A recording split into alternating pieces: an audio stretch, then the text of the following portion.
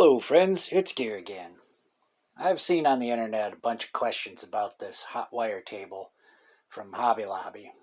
Now, it's only like $35–40, so the question is it worth it?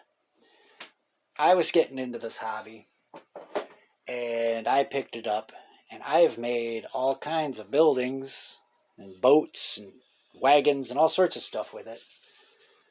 So it's worth getting if you're just getting into it and you don't want to drop hundreds of dollars on tools.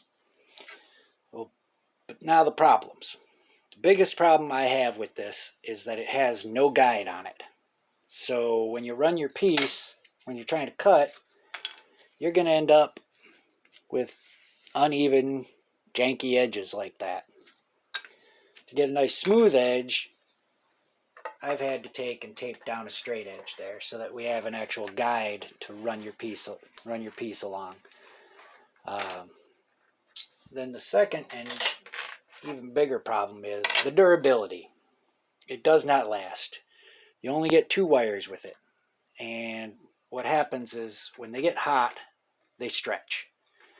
And there is a screw on the bottom that you can tighten it.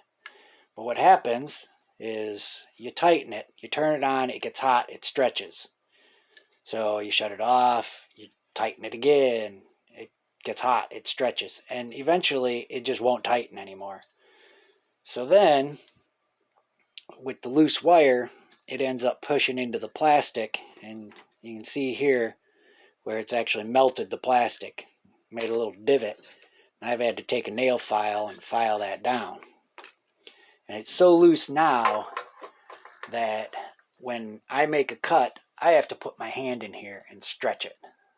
I push up with my thumb and stretch it so it stays tight so I can make my cuts.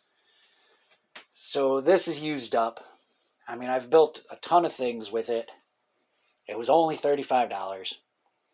So I do not regret buying this. But after all that time and all I've used it, I am ready and I know that it is worth it for me to go ahead and buy a more expensive version. But I would recommend trying it. It's worth trying. Thanks for watching. If you liked this video, hit the button. Your comments are welcome. And subscribe if you want to see more.